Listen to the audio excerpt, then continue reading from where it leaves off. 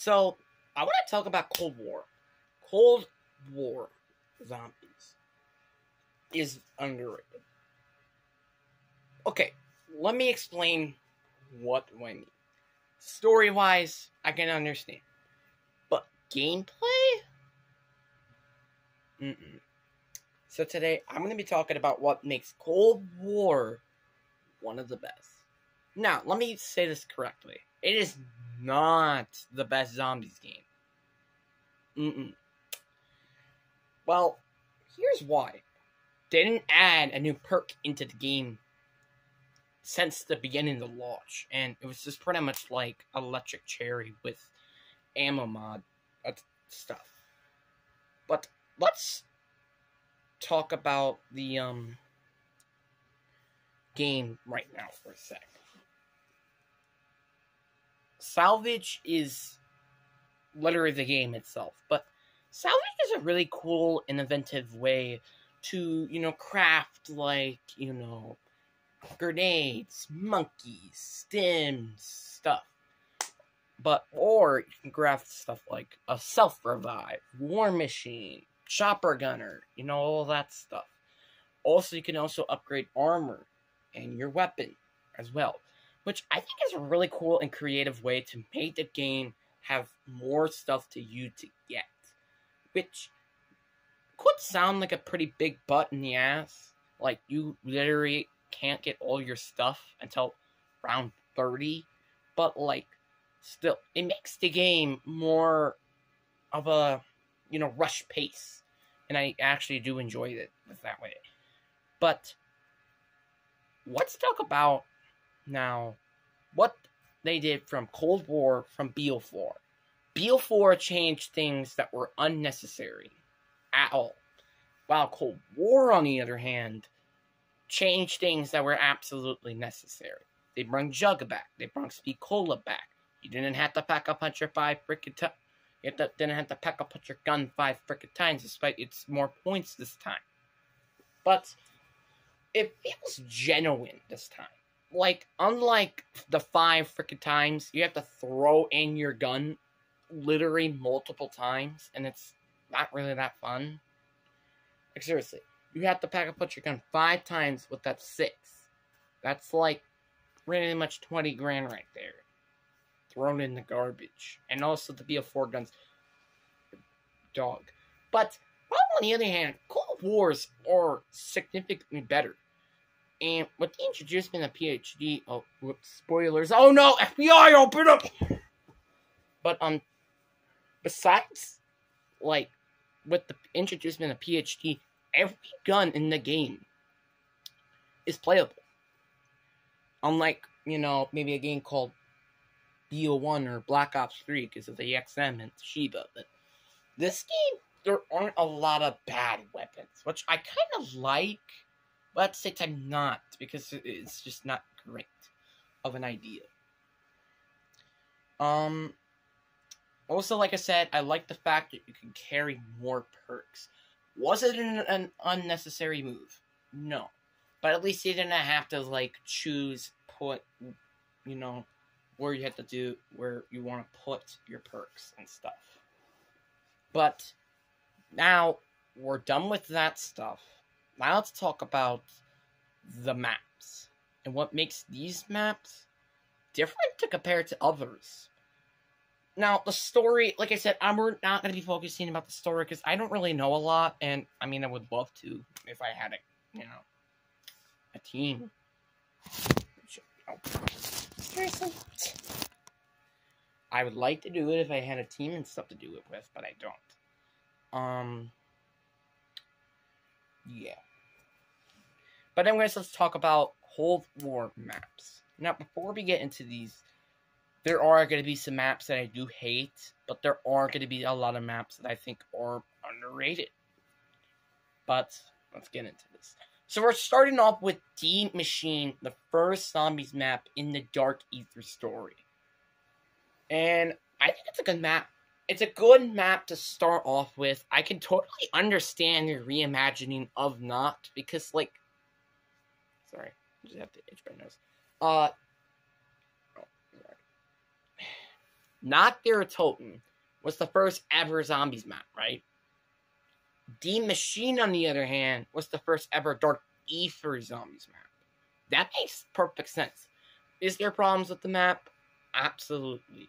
I think the fact that you get really just, like, the fact that, like, some rooms are just not a room that you, like, I don't like the fact that all the perks, okay, and I guess this is a Cold War problem, but all the perks in the map are super hard to get. If, like, well, past, when we got Tombstone or something.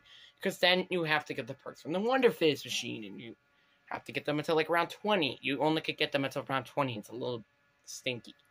Another thing I don't like about this map is, actually, to be honest with you,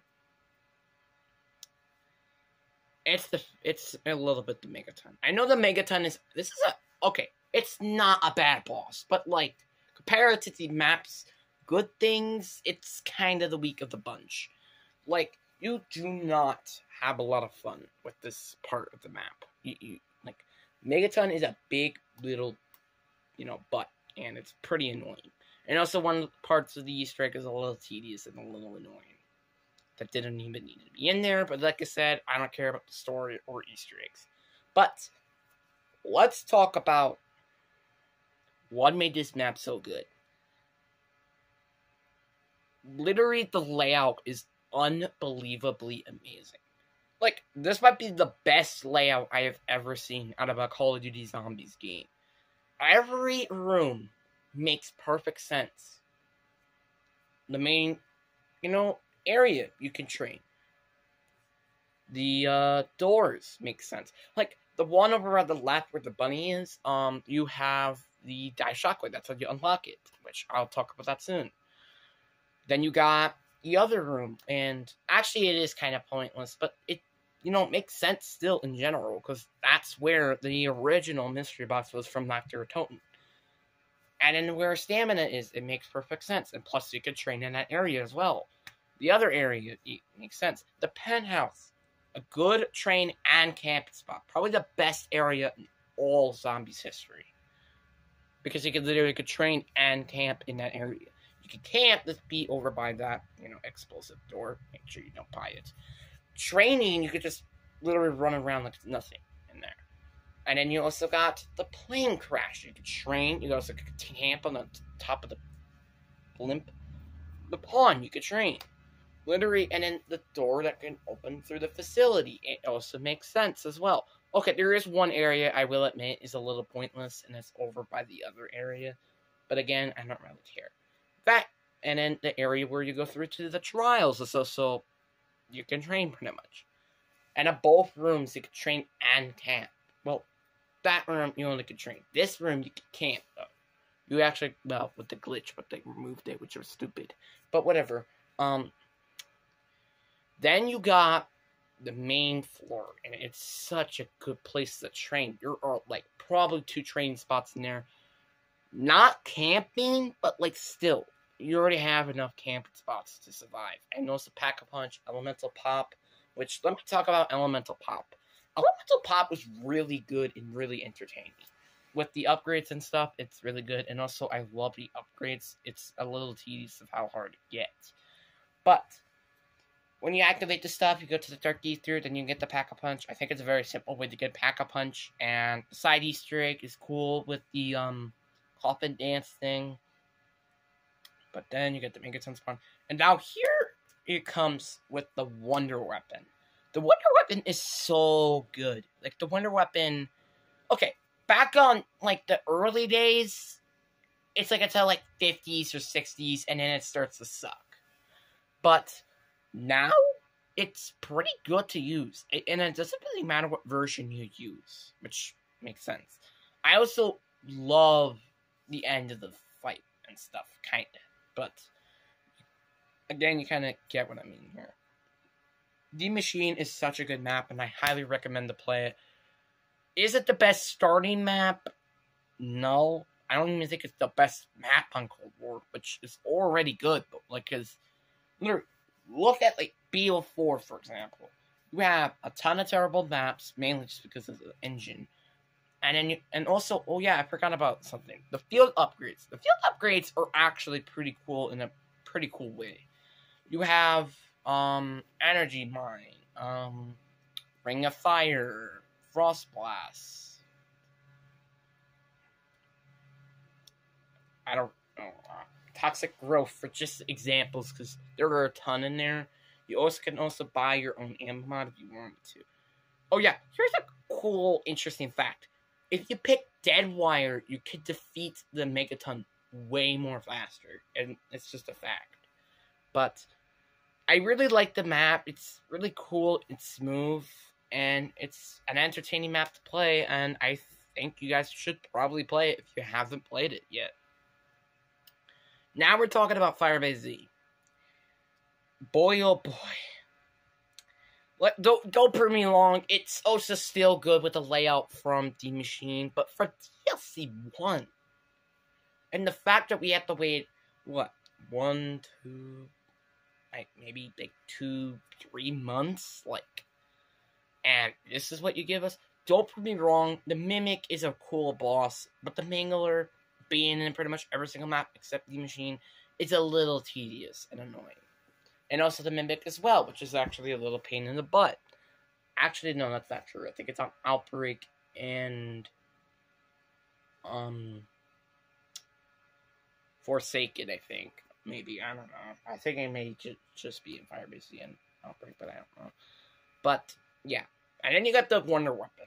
Significant downgrade from the Die Shockwave because of nerfs. Like, if it weren't for the nerfs, this gun might be nice and could be even possibly better than the machine. The Aura boss is extremely tedious and annoying. It's pretty much just a waste of time, honestly. The Easter egg is really, I don't really know, like I said, because I haven't did any of the Easter eggs in Cold War, except one in Outbreak. But that's it. We waited a season and a half for it, and I don't enjoy it. I don't know if it's the worst zombies map. It's always a throw up with two of them, which I'll talk about that other one not that soon. It's probably going to be very interesting to see how that goes. After a half of a season later, we get Outbreak. Now, Outbreak could be one of the more underrated maps. Hey, it's just my opinion. Do I think it's one of the best zombies maps of all time? No. But did it do significantly successfully? Yes. A lot of players did play Outbreak, which was proof where this was one of the most successful maps to ever launch in zombies. So, which is why we could see it in Vanguard, despite it sucks, and it's nothing even good to Outbreak.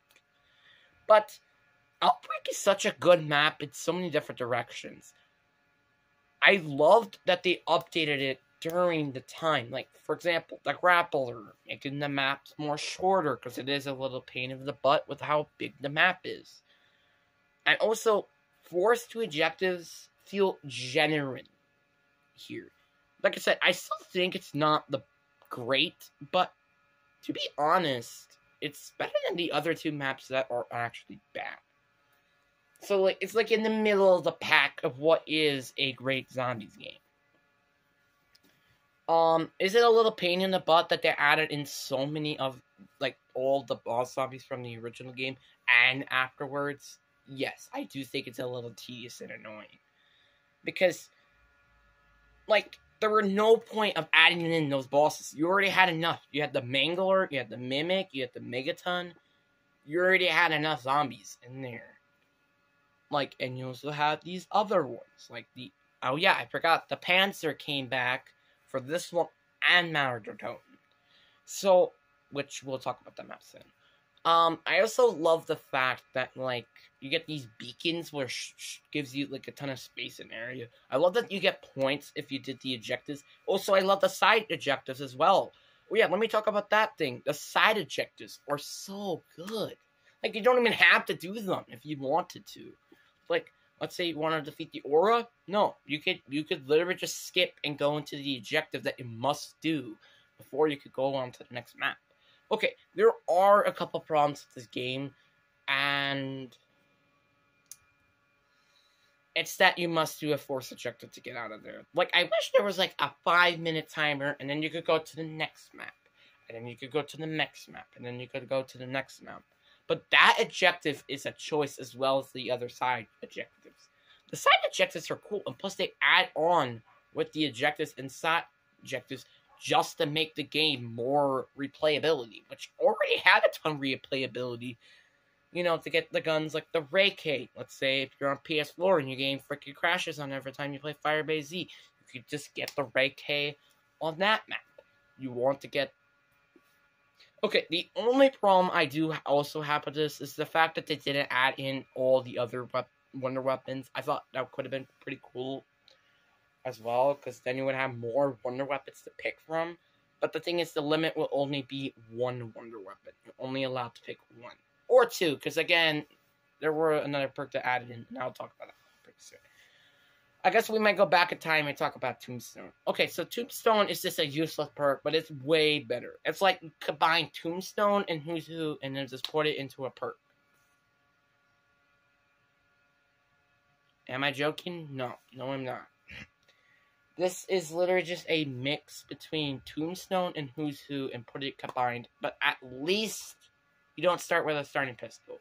You do get all your weapons, which I think is super useful, and it makes it more easier to get to your, well, dead body. So, I think it makes perfect sense for that. But again, I don't like that they were reimagining perks. Okay, and now we're going to be talking about the maps. Okay, at launch, it was like... But I love the fact that they added on with the maps as well. Season 2 Reloaded, they immediately already threw another map. Season 3, they threw in an Easter egg. Season 3 Reloaded, they did something else with it, and I don't know what. But then you got one of the more underrated maps, which is already good according to the community. You got Marauder Totem. People always shit on Marauder Totem a little too much than they do. And here's why. Best gameplay ever. Like, seriously, how many times have I unlocked the Wonder Weapon on this map? Probably like 15 times. High rounds, they're not that easy. They're actually pretty darn difficult. The highest I gotten on that map, and I have literally made it to the 60s in rounds. 48. That's hard map right there. Like, seriously, I have used the sweeper. I have used a different type of field upgrade sometimes. Like, this is such a hard map to hate. Like, it's so hard to say you hate it. Marauder Totem is such a great zombies map, and it's so many different directions. Is it a little tedious that they brought back the Mangler? Yes, I do agree. They didn't need to bring back the Mangler. The Panzer makes sense, because, like, the Panzer hasn't been on a round-based map yet, so it does make sense with that. But I love that new boss as well. It's not hard. Like, it also has to make you, like, zoom up on the sky, which I like that, because then it makes the zombies can have more space to get over to you. Also, I love the ability that makes zombies have more health and they're more stronger. I love that ability as well. It makes the zombie boss more hard, despite it's pretty easy to defeat with such an overpowered shotgun. But, yeah, Ring of Fire, again, it's pretty simple. I kind of wish that they buffed the health a little bit, just to make it more interesting to, like, defeat and stuff. Boss fight's also pretty cool. I actually have completed some parts of the Easter egg that is actually true. And I think it's actually not that bad, honestly. Setting up on this map isn't really a big giant of a pain, kind of compared to, like, maybe the Machine. But that's kind of it, honestly. Marauder Totem has such a good layout as well. I completely forgot about the layout. The layout, okay. It's not very long. You're staying under the map. It's not that long. Unless you're doing the Easter egg. But like I said, besides that, I'm out of there when I turn on the power. And I guess build Klaus. But, like, that's it. I'm never going to be in that room. Unless the mystery box is there, Klaus, and the power. And I guess the perks if we're not getting it from the Wonder Bridge machine. That's it. Oh yeah, let's also talk about the new perk, Meal Kick. Meal Kick is added in, and it's way better than it used to be. It actually helps you with ammo drops. It also helps you to retain your third gun. I think it's a little tedious that they made it as the 5th upgrade, but it's still such a good perk to have. It's not the best out of the DLC. Actually, I think it's the second best in the DLC, and I'll tell you why. Despite it said, like, pretty much, it was, like, the better, like, perks in our generation. We thought that Depth Perception was apparently better than Mule Kick, or not. I don't really know. Then you had Meal Kick before Tombstone. I think we can all agree on that with the BO1, BO2 versions. And then you have PhD, which I'm not gonna, and PhD Slider, which I'm not going to spoil anything important about that perk. So, yeah, you got a great zombies map. You had a good zombies map. You had a bad zombies map. Then you had a good zombie map. Hopefully this map is near perfect, right? We're going to talk about the perk first that came up between that time. We had Outbreak. Of course, it was keep updating even during the time even. It actually even had another Easter egg in there. I actually have completed that Easter egg. And I don't think it's that bad. Like, the stats aren't bad. But getting to the chopper is a little hard to get, which I do enjoy because this Easter egg was actually pretty decently simple. This is the second Easter egg I completed. One on Revelations, and then the other one on freaking, this map, like I said. Then you got Depth Perception. Okay, Depth Perception is better than Tombstone. I agree on that. But it's not anything close to being a fun or a good perk to use. It's good to take down armor zombies, but, like, you're going to only be using that if you really need it. Like, for example, if you want the M16 to be better with armor, you probably should get Depth Perception. That's it. Like, there's nothing really important about this perk. There's nothing very important about this perk, which is the main problem with the game. But besides that, I don't think there really is, problems with it, but it's not a good perk. Now we're talking about maybe the worst out of the bunch. Like I said, I don't really know. It's Forsaken. The hype around it, I don't even know what was the hype around it, honestly. I didn't know if it was just, like, amazing, and I knew it was bad. I really don't know. But I will admit, this map stinks. Crystal Axe, cool. Boss fight, I don't know. Everything else about this map is super pointless. Like, seriously, this might be one of the most hardest maps I have ever seen. You're getting your butt whooped, like, psh, psh, psh, psh, psh. How to get power in Pack-a-Punch is super simple. You just have to collect parts and buy doors and stuff. That's stupid. Which is why I like my Art to Tartan mode, because then you actually don't just buy doors, turn on the power switch, and boom, you're done. No, you actually can earn it by actually getting fuses. Pack-a-Punch, you have to kill the boss. You see two really fun, innovating ways. This has probably the worst innovating way for both perks. At least, well, with both of the machines. The machine, you at least have to collect a part from the Dark Ether to get Pack-a-Punch. Forsaken? How about, let's just ruin the fact of getting power and Pack-a-Punch and just you can make yourself buy doors and fix machines. No. That stuff is pointless. Pointless. Because you're already starting to try to collect stuff in the first place. It's just stupid. Why couldn't you at least, like, make the power switch somewhere and you actually have to turn on the power, but you have to, like, kill horde of zombies or kill the abomination, which I'll talk about that boss soon. Like, make innovating things in Forsaken. I get it, you were rushed because of Vanguard zombies, which, losing some part of your group, but still, you need to make an innovating way to get power in Pack-a-Punch. As a matter of fact, I don't even think you get power on this map. You just literally start with power right away. Yeah. You don't even get power on this map. What the frick? And those Pokeballs, on the other hand, it's just you buying doors. What the heck is this? Stupid. I will admit, the PhD slider perk that they introduced was top tier. It's really good and really fun to use, especially on Outbreak. But, like, again, that's, like, one of the only really good things about the map. And also, you're doing some part of the Easter egg during the thing. That's a little annoying, don't you think? Like, it's super pointless, and it's super not even fun and innovating. It's just arguably such an annoying map to play. Like I said, besides maybe the Crystalax, I don't really know. Like, the only thing I could see for replayability for me is literally trying to get that Crystalax, which to this day haven't even gotten the Crystalax.